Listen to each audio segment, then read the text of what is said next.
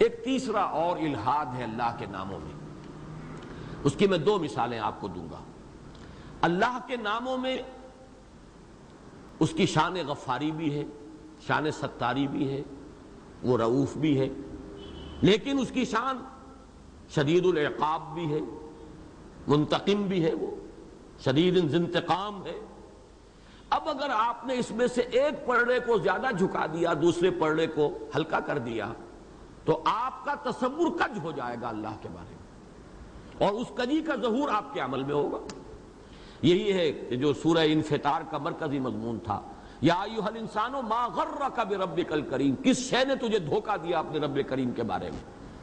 تم نے اس کی شان کریمی، شان غفاری، شان ستاری، اس کی شان رؤوفی، شان ودودی، اس کو اتنا نمایاں کر دیا ہے کہ اس کی دوسری شان تمہاری نگاہوں سے اوجھل ہو گئی، لہذا تم جری ہوتے چلے جا رہے گناہوں کے اوپر۔ بخشنے والا ہے بڑا، وہ تو نکتہ نواز ہے، وہ تو بہت ہی قریب ہے، لیکن اس کے ساتھ ہی وہ شدید انتقام بھی ہے، شدید العقاب بھی ہے، اس کی سزا بھی ہے، اس اعتبار شدید العذاب، شدید العقاب، یہ الفاظ بھی اس کے۔ لہذا اللہ کی شانوں اور اللہ کے اسماء میں ایک توازن کی ضرورت ہے، اس میں عدم توازن ہی الہاد ہے۔ یہ تو اس کی سب سے نمایاں مثال ہے، یا ایھا الانسان ما غرک بربک الکریم۔ اس کی چوتھی اور جو غیر نمایاں شکل ہے وہ یہ بھی ہے کہ اللہ کے بعض نام جوڑوں کی شکل میں ہے، وہ المعز بھی ہے، المذل بھی ہے، الرافع بھی ہے، الخافض بھی ہے، القابض بھی ہے، الباسط بھی ہے، عزت دینے والا، ذلیل کرنے والا، کھولنے والا اور تنگ کر دینے والا، اٹھانے والا، بلند کرنے والا اور گرانے والا۔ ان میں سے اگر ایک ایک نام کے حوالے سے اسے پکاریں گے تو آپ کا تصور کج ہو جائے گا۔ یہ نام جب بھی اللہ کے لیے جائیں جوڑوں کی شکل میں لیے جائیں، ان میں سے کسی نام کو علیحدہ کر لیں گے، یا مذلو یا مذلو یا مذلو، یہ بہت ہی توہین ہو جائے گی اللہ تعالیٰ کی، کہ گویا کہ وہ ہے ہی ذلیل کرنے والا۔ یہ دونوں لفظ یا معزو یا مذلو فادعوہ بہا کی میں اس وقت بیان کر رہا ہوں کہ فللہ الاسماء الحسنی فادعوہ بہا، اور میں نے 12 تذکرہ کیا ہے سلسلہ نقشبندیہ کے ایک بزرگ، ان سے میری ملاقاتیں رہی ہیں، فوت ہو گئے ہیں، سائیں عبدالرزاق صاحب دیپال پور میں وہ مدفون ہیں۔ ان کا ذکر ہوتا تھا اللہ کے اسماء کے حوالے سے، اور ذکر جہر، یا ستارو یا ستارو یا غفارو،